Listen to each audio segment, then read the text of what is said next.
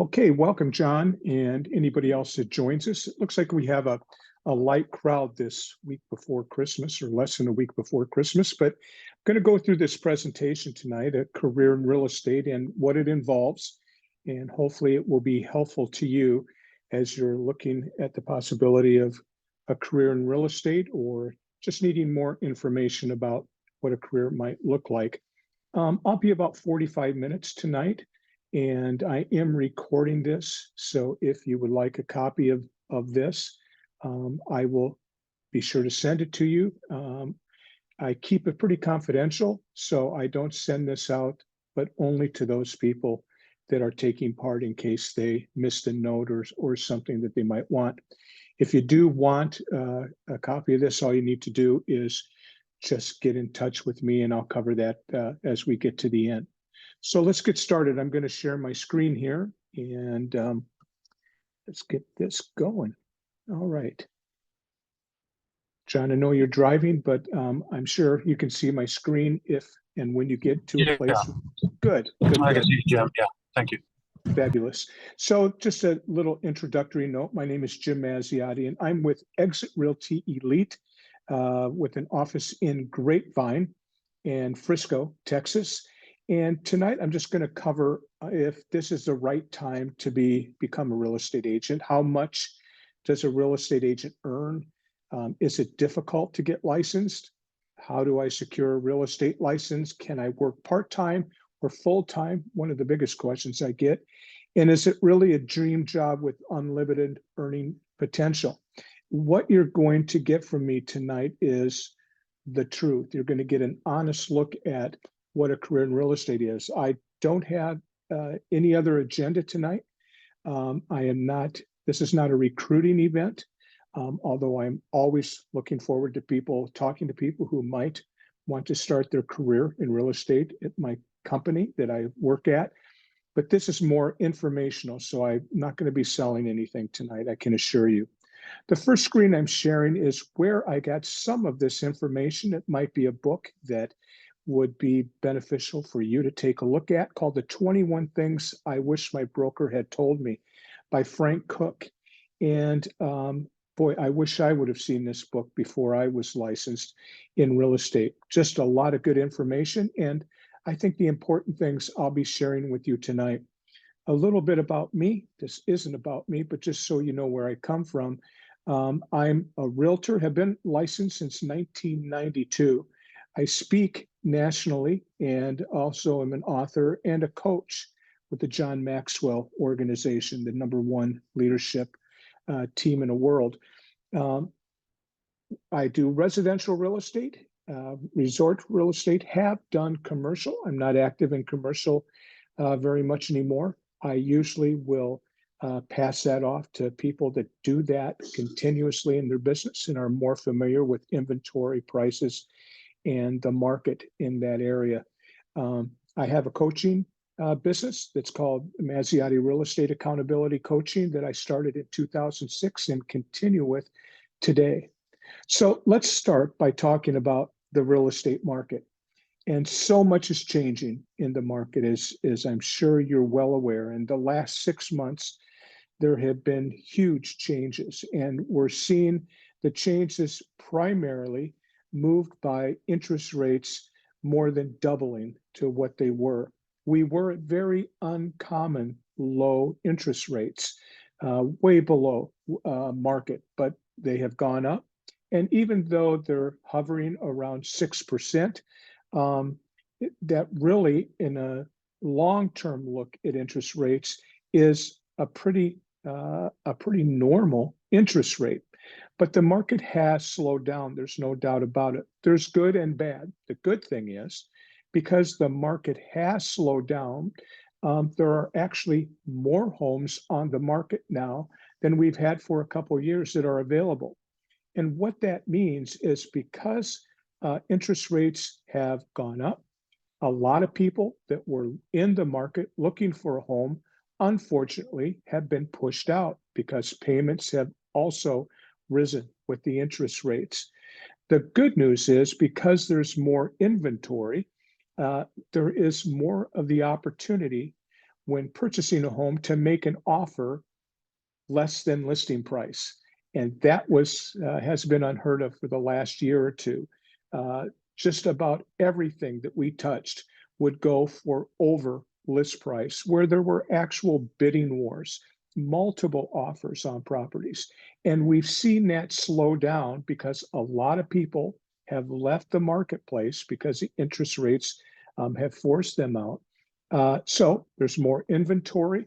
There's more of the opportunity to purchase a home for less than listing price and maybe more at market price. People have actually been paying more than market price because of availability. So the good news is we live in North Texas, and North Texas is one of those places that people are moving to. They're moving from the West Coast, from New York area, from all around the country.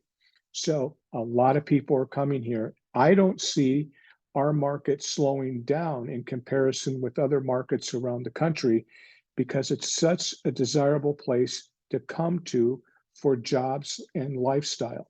So if you do choose to enter the real estate, career in real estate, know that while the market probably is going to slow down and could be as much as 20% less in sales than there were last year, it's going to be, I think, a good opportunity for those agents, those 10% of agents who are willing to work and do the work, because it's good. There's people coming here, and this market is going to be strong for a long time. So tonight's goal is to look at 100% honest look at what a career in real estate involves. Again, as I said, this has no agenda, no recruitment. I'm going to give you just the facts. I call it the good, the bad, and the ugly from the Clint Eastwood movie of years ago. And so you'll get an honest look. So let's talk about the business of real estate. If you're not real familiar with the business, it's different. In being in a real estate career, you're in control and you shape your own destiny. You have to have a sponsoring broker for whom you work for, but the business is yours. The hours you work, how hard you work, the kind of marketing that you do, it's all up to you. You can build an ideal lifestyle balancing your work joy with great vacation and family time if you do the business correctly. And if it's approached with the right attitude, the philosophy, and the habits, you can create the time, space, and flexibility to fuel a life that others, even lawyers, doctors, and corporate executives would drool over, and actually do drool over. And I think a career in real estate is a dream job. I came from working 20 years in retail, and most of my days were 7 to 7 days as retail ownership. And it really wasn't a great life to be able to spend, excuse me, time with my family. And when I had the opportunity to get into the real estate profession, I jumped at it. So is it time or time out? If you're tired of punching a clock, if you're tired of trading hours for dollars, if you've always dreamed of having your own business, a career in real estate can be just that. So I want you to think about this tonight as I go through this. In most cases, the person you're doing a fabulous job for right now in the work that you're doing day in and day out felt the same way at some point. They aren't any smarter or more talented than you.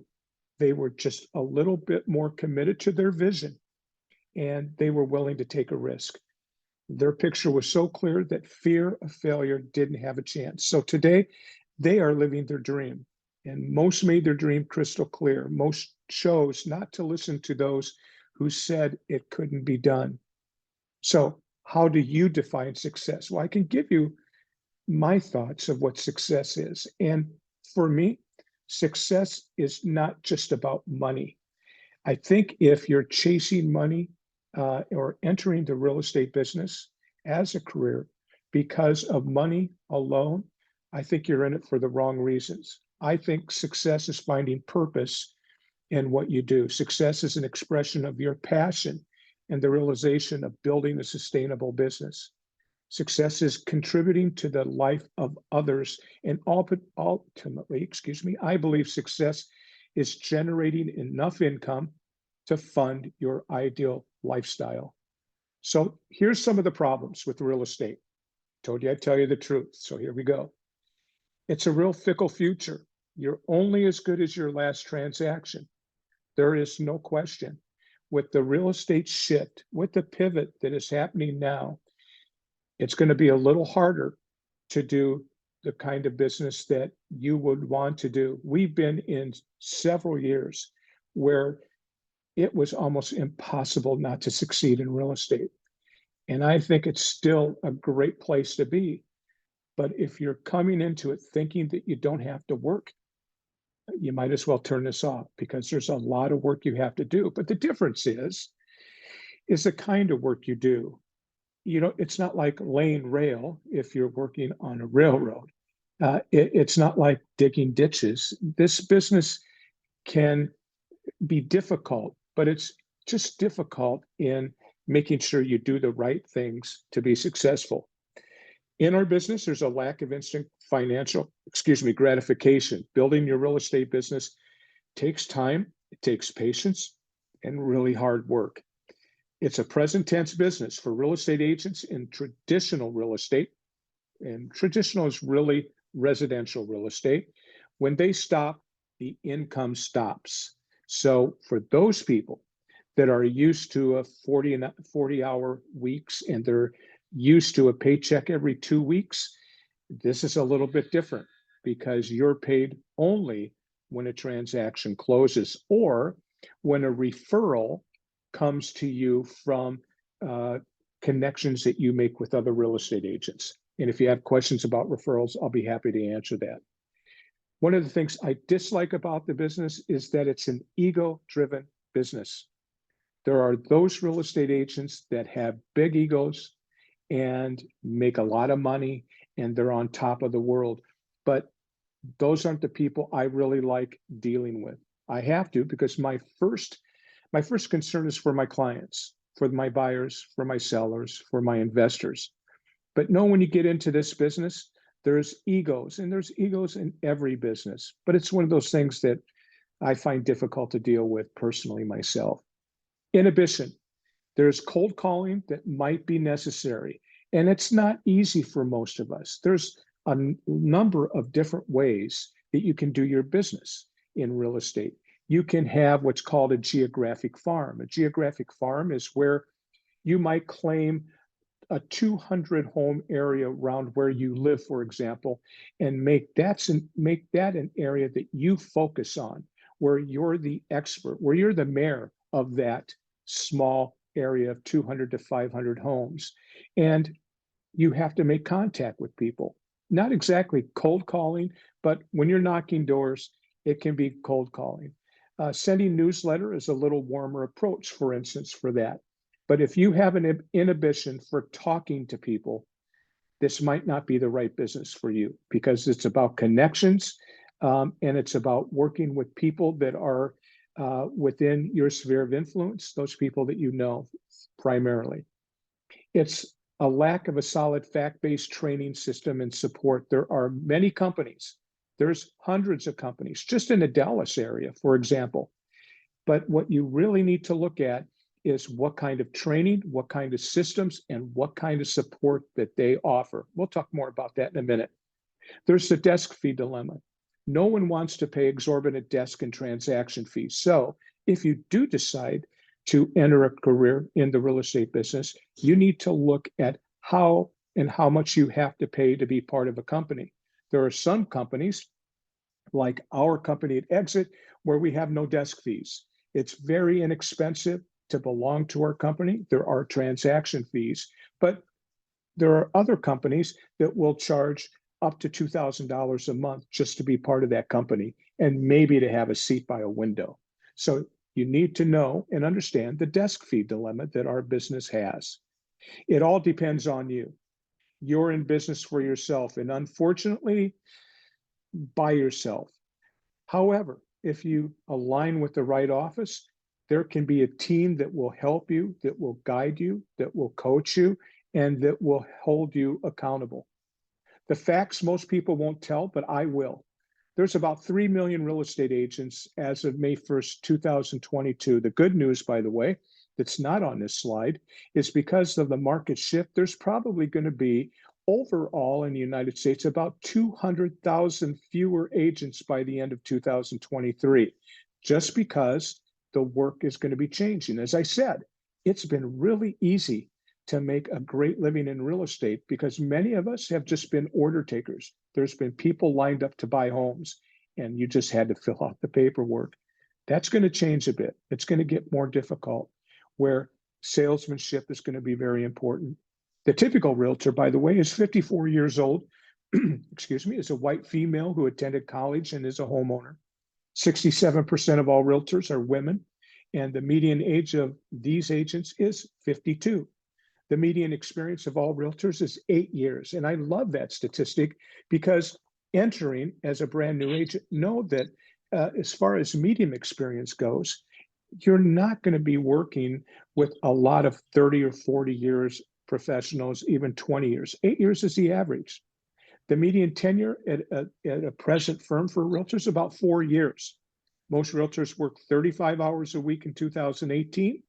And I don't have the newest numbers that would maybe be different, reflective of what we went through with COVID. I'm guessing that number is going to be less because for the last several years, it's been so easy to make a great living working fewer hours.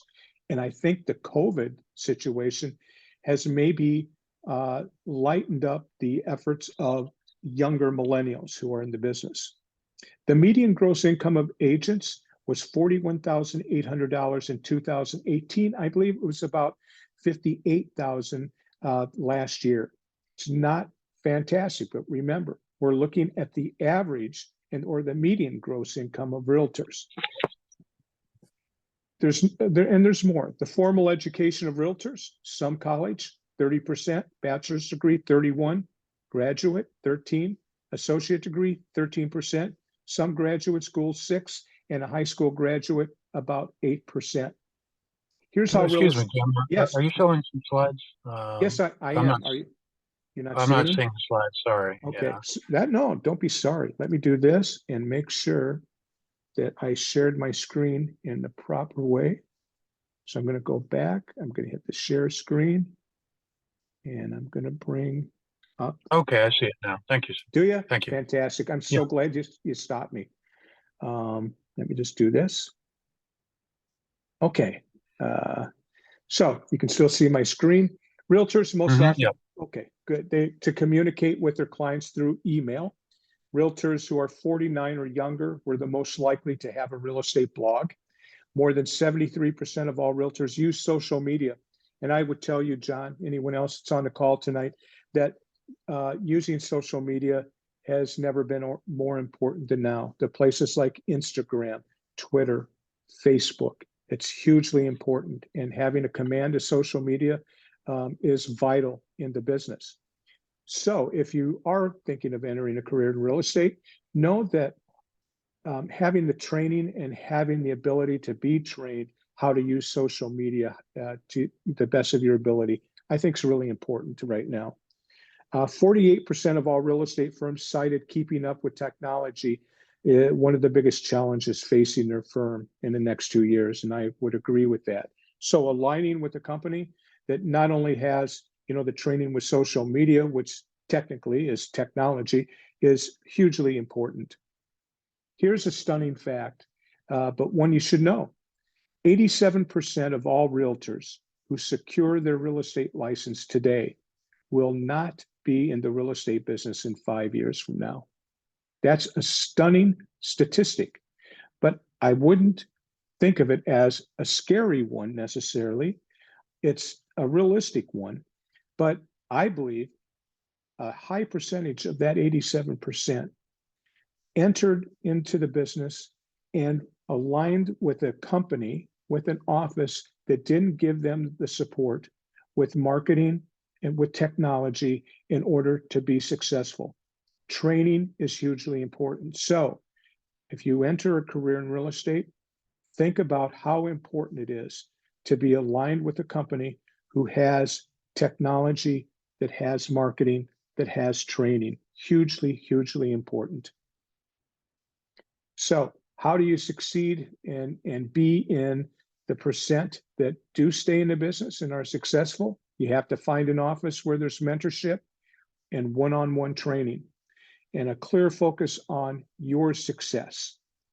Ask a company specifically how they will help you achieve your goals. It's know that if you decide to move forward, that when you go in for an interview with a company, and I would suggest that you interview 3 or 4 companies. Don't just go with the first company that you interview with.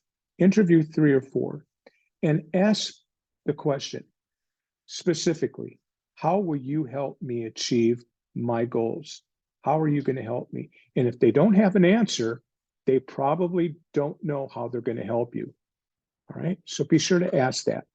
Don't focus on the split. The split is how much you get paid per transaction. Splits can vary from 50% of the gross commission of a sale all the way to 100%. And the way companies can give 100% is by charging fees. And they usually don't have a lot of training to go along with that. Some do though. So you want to consider the split, but not make your decision solely on the split. More keys to your success. Ask about the firm's commitment to and the availability of technology tools, okay, that are cutting edge. Ask if they have a technology expert. It's a fair question to ask. Remember, when you're going in to interview a company, it's more about you interviewing them than them interviewing you. You need to find out if they have what you need to be successful. Without it, there's really little reason to align yourself with that company. Ask about their marketing tools that help set them apart from other agents. And I would ask them to demonstrate those tools. And are they in the best position to be able to help you? Next, culture is huge. At least it's been huge to me. Without a doubt, I believe culture is a priority because you want to be happy, content, and satisfied in the kind of environment that you're in. Now, there are some companies that their culture is all based on an internet site. There's a couple companies that no longer have brick and mortar. I happen to think brick and mortar and communication with other people is really important. And I think culture is part of that. For instance, there are companies that are hard driving. It's about the deal. It's about the business only. There are other companies that are they're transformational companies. They work to help an agent transform their life into this career. So decide what environment you are most comfortable in. Ask what kind of agents occupy the office. Ask what kind of environment the office provides. Is it a professional company? Does it have a professional look? Is it Class A office space? Are they in a house? How does a company environment suit you? And ask, I think, if the company has a commitment to giving back to their community. I can tell you, for instance, as an example only, that the company Exit Franchise, a company that I work with, has given over $3 million to charity over the last 20 years, excuse me. And so they have a mission to help with Habitat for Humanity and other charities. And so I believe when we're working with clients, they want to know, okay, what do you do for the community? Do you give back? Are you part of our community, or are you just here for the deal? Ask if agents help one another for the good of all. I have found that over the last 30 years that I've been in this business, that it's really important, super important, to be in an office where people are willing to help you. In the company that I'm with now, again, I'm not trying to sell, but I want to give you an example. In the company I work with now, there's 28 agents, and everybody works like a team. We help one another. We all have our own businesses, right? We have our own areas that we work, and we all have our own goals that are separate of one another.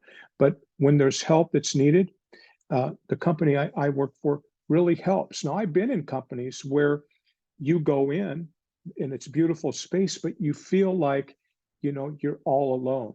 Everybody's busy, everybody's doing their own thing. And so look at the culture, see if agents help one another, and ask about the feel of the office. Ask other agents, does it feel uptight? Do you feel relaxed? Is it easy to walk in the door of the principal broker of the office, or the trainers? How do people communicate here? If I have a problem at 9 o'clock at night, can I make a call to somebody? What's the feel like around here? The security and income streams. Ask if the company provides a way for you to build your business with passive income and additional income opportunities that can be shown, explained, and supported, and are based on fact. What I mean by this, there are some companies that will offer profit sharing as part of their model. They'll pay a certain commission split, maybe 70% commission split.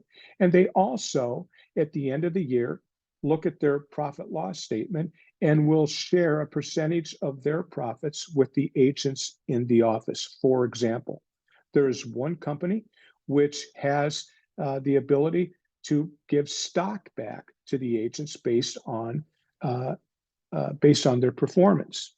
And then there are other companies that have a way for you to earn income while you're an agent, while you're an active agent. Best of all, income when you retire, because remember, if you do this real estate thing, once you stop, there's no more money. It's done. Remember, you're only as good as your last deal.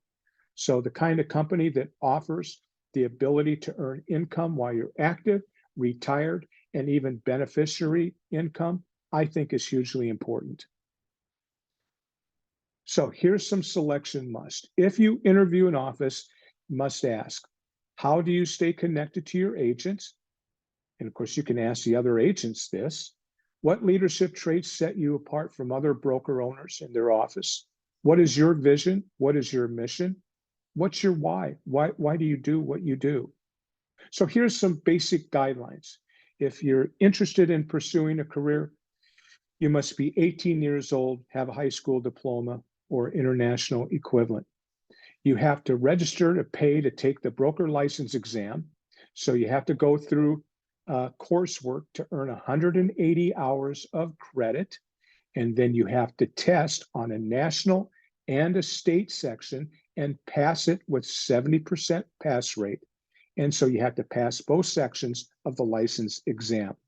You have to submit and pay for fingerprints. They want to make sure that you're not an axe murderer, that you're going to be safe representing their company with people, and a background check. Most real estate firms require your membership with the National Association of Realtors, the NAR.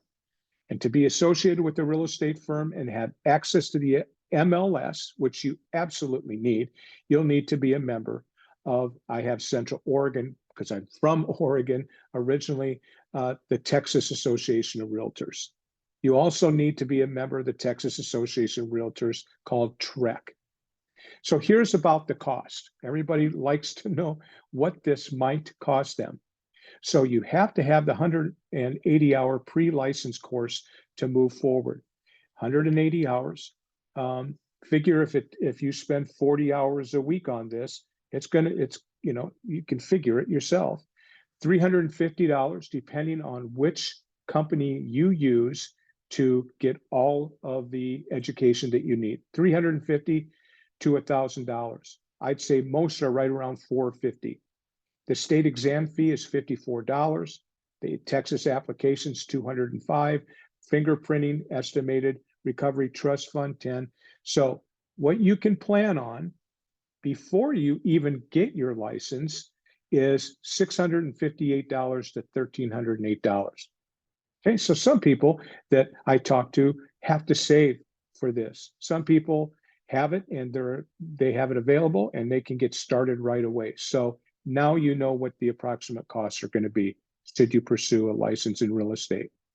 So there's different kind of office fees. Once you get your license, what are you going to be paying for? Well, some companies have a monthly desk fee or individual transaction fees. Some offer tech services that you have to pay for.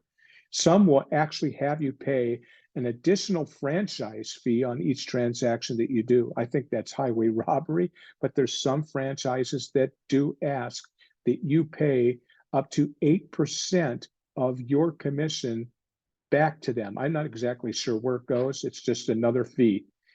There's flyers, there's printing, there's further education fees, because once you get your license, you have 2 years to get an additional 90 hours of education to make sure that you're up to the standards of the state of Texas. A company might ask you to pay for virtual tours, for website fees, for call capture system, for technology fees, and digital marketing, and other fees as well. So know that there are fees, there are costs, there are licensing costs, of course, to be a realtor, and know that that's just natural with our business. So here's some helpful hints.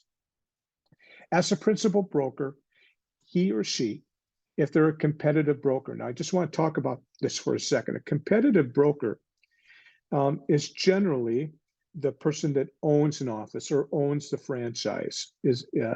And a competitive broker is one that actually also works with buyers and sellers. I find this not the best situation for you as an agent, because as an owner broker, I've seen it where the owner broker, when a lead comes into the office for a buyer that or a seller, they can take the leads. I believe in offices where the head of the company does not take the leads, that their only job is to make sure that you have all the training, all the systems that you need, and to provide you with a way to receive leads. Ask the company if they have a lead generation system. That's something that will bring in the names of potential buyers and sellers, and ask what the cost is. Consider interviewing agencies before you begin the 150, it's actually 180-hour pre-licensing process. You can interview a company anytime. And the reason I mention that you interview them first is to find out whether they will hire part-time, if that's what you're thinking, or if you have to be full-time. But in the interviewing, even before you start all the classes, I think you might be able to get a feel for what it's like and what owners are like in offices, or the hiring people in an office. You might go through 2 or 3 interviews with a couple different companies and go, man, this is not for me. I just don't like the way it feels. And I'm just not gonna do it. Number 4, ask who you will be working with. Who's going to be working with you and their availability? Are they going to be in person, or are they going to be here like I am today on Zoom? What kind of packages do they offer you? One thing when I owned my office in Oregon for 15 years I felt my obligation to be there for the agents that worked with and for me when they needed me. I always maintained an open door policy because I wanted to be there when they needed me. And my availability to them was very important. Number 5, ask if you can begin training while you are studying for the real estate examination and completing your 180 hours of school. One of the best success stories I have with agents that I've worked with and trained was those that came into my office and started the education from our office before they even finished passing the test. Because here's what I'm going to tell you. The 180 hours that is required for you to get a real estate license will talk very little about how to do the business. I mean, the practical way to do business, how to find clients, how to build your business. In the real estate, 180-hour real estate training that the state provides, they talk very little about any of that. So you have to take it in order to get a license, but you're going to find the real education comes in the office where you decide to work. Ask if the company provides a paperless system for writing offers and tracking transactions. That's just the kind of technology a company needs. If they don't have it, they're probably not going to be up to the standards of many other offices that you're going to be working with in doing transactions with other agents. Ask if the company provides a top-rated CRM system, a contact management system. This is huge. Contact management system is where you will put everybody that you know.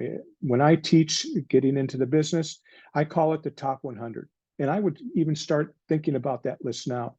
Who are the top 100 or more people that you know that are going to go into your database, your contact management system, that you're going to contact and ask for their help to find if they need help with their real estate needs? Because what I found is people want to work with somebody that they like and people that they trust. And if you have friends that trust you and they like you, there's a good opportunity for them to want to do business to help you. People generally want to help their friends. So there is something called the CE shop. That's where you can get, there are other places as well, your real estate education. If you decide to get into the business and to take the training that you have to through the state mandated training, there's different companies, but the CE shop, because I'm aligned with them, offers discounts up to 35% off of the going rate. So just consider that. I want you to know that as an affiliate of that company, that I am paid a small percentage of what you pay for the coursework that you have to have. So full disclosure. But I genuinely believe that the CE shop is the best place to get your education. Okay. So I want to just tell you a little bit about what the market's doing. This is as of October, and it hasn't changed a whole lot in McKinney. The average median price in McKinney is $575. There's about 955 active listings. Average is 58 days on the market, and median days on market, 58 new listings in the last 5 days, 77 days on the market. Just to give you an idea, there's still a lot of real estate being done because people coming here have to have a place to live. And rents have been increasing at crazy rates, and people need a place to live. And even though interest rates have gone up, prices have leveled off, in some cases gone down. And so what people can get into a home for is very comparable in many places, depending on where you're at, with what rents are in that area. So here's a sample, just so you can kind of get an idea of the earning potential. And I used that $575 median price that you see on that screen. So if that's the average median in McKinney, if you go to the third line where it says 575 times 2.5%, in our area, the average commission that an agent representing a seller and or buyer on a total of 5% commission, which is normal, is half. Usually the selling agent will get half and the buyer's representative will get half. So assuming that you're working with the buyer and or the seller, the normal commission is about 2.5% of the price of the home. And you can see that that side of a transaction, there's two sides, the buying side, the selling side, is about $14,375. If you're in a company that has a 70% commission rate, that means you'll end up with about $10,000, depending on the fees that they have, transaction fees. In the training that I do, I say generally expect a high number, $1,000 for any fees that you would have to pay. So let's look at that. Just a real number, because it is real, that if you get into the real estate profession, you have to determine how much money you want to make and how much money that you have to make. There's two different things. It's completely different. If you want to make $100,000 a year and the average is $10,000, well, you're going to have to sell about 10 homes. And then there's going to be other fees. So I would say you're going to need to close 11 to 12 homes to cover your marketing and all the cost. One home a month, very, very possible. Okay, so this will give you an idea on that. If the question I ask most new agents is, how much do you want to make? How much do you have to make? And I don't know why, but the average numbers for how much they have to make runs about $50,000. That's to pay all their bills, car payments, house payment, all that stuff. That's about 5 transactions. They want to make 100,000. It's going to be about 10. Hopefully that makes sense to you. And that's in the McKinney market. It's higher in other markets. Frisco is higher than that. Salina is higher than that. So how to be $1 million agent? You have to select the right brokerage. You have to have marketing technology. The culture has to be good, and you must have one-on-one training. You must know your finances. A lot of agents don't. They just get into the business and they want to sell, sell, sell. They think it's going to come, but they really don't know their finances. Build your plan of action. We're working on that in my company. As a matter of fact, I did 15 days of a primer for our training, which we did on the 15th, which was a 2-hour planning for 2023. And for the next 11 days, I'll be doing about an hour a day with videos and making sure everybody has a plan of action. You have to find a visionary, a coach, a mentor, an accountability partner. You want to reach out to people who have a vision for what the business is. You want a coach who can help you build your business. You need a mentor that's going to keep you going, and an accountability partner that you can trust, that you can talk to, and will help hold you accountable. So I'm open for any questions that you might have, and hopefully you'll have a couple. I'll be happy to try to answer them and see if I can get this screen off. I don't know if I will. Stop. There we go. So what questions might you have? Yeah, so this is John. Yes, John. So I'm actually sort of semi-retired. I'm retired really from here working at Cisco Systems. Is that as common for somebody my age? I'm 65 to get in at this stage. Yeah. Tell me about, are you from here? Where are you from? Yeah, I'm from here. I've lived here in the Plano, Texas area for Okay, so last 20 years. Okay, so I'm guessing, John, unless you're a total introvert, you probably have friends, people that you know. Yeah, and I think sure. Part of what the advantage you have, I'm 68, so we kind of connect in that way, is that you have basically a foundation of people that you know for the last, did you say 20 years or so that you've lived here? Yeah, correct. That is so valuable. Consider what you have, because you've been here. I assume you know the area pretty well. Right? And with your friend base, you have basically something built in already. Compare that to me. Okay. I lived in and did business, had my own company for 15 years in Oregon. I just moved here a year and a half ago to be with my family here. And so I'm coming here and I don't know anybody. And I have no friend base. I don't know the area very well. And so there's a lot of agents who come into the business that are in that situation. They came from somewhere else. And so I don't think your age is necessarily going to be something that's an issue. I think a lot of people will look at people like us for the life knowledge that we have. I think, John, we offer a lot just by being able to help people from a standpoint. That's encouraging. Thank you, Jim. Yeah, of not just jumping into this business. And I would ask really some of your closest friends, saying, you know what, I'm considering my next career. And by the way, real estate is generally not the first career for anybody. I think statistics show that it's usually the 7th job that somebody's had. So it's not the first choice. So, all right.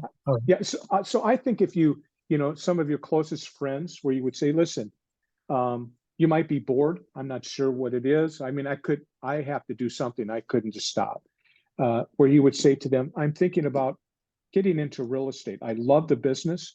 I really want to help people. And I just want to ask you honestly, if I did get into the business, would you feel comfortable working with me if you felt that I had the knowledge and the systems to be able to help you? Do you think that the business would fit me? Yeah. And I think Right. they'll be honest. I mean, you'll be able to tell the people that are covering up their, not being honest, where they go, "Oh, yeah, John, you'd be really good," and you can just see that, yeah, they don't think so, right? But ask your friends. Okay. That's Okay, excellent. Yeah. Okay. Thank you very much. Actually, I've already talked to some, and they're encouraging as well. So good. I Thank go you. for it. Yeah, go for it if you can. Anything else, John, that I can answer for you? Not off the top of my head. Yeah. That's it. I would Well, like to copy this video though. okay. So I'll let you know later. Yeah, I just want to give you my text number and phone Okay. number. It's 541-480-8835. And if you just want to text me your email, I'll get this recording right to you, and then I'll put some other information on there about Okay. how to get a hold of me and so I'm forth. sorry. And 1 second here, just a second. Mistake here. Could you give that to me one more time, please? I'm yeah, sorry. yeah, it's 541 Five four 4 one yeah 480 480 8835. 8835. Okay, I got it. Thank you. Okay, so let me know and I'll get this right off to you. And no, John, I would love to help you with any questions you have, and I'll help you any way that I can. I love doing this, and I love Thank you. helping people get into the business because It's it's been been very, very informative. I appreciate it. You gave me a lot of things to think about. So things good. that I hadn't thought of before. So thank you. I'm here for you if you need me, okay?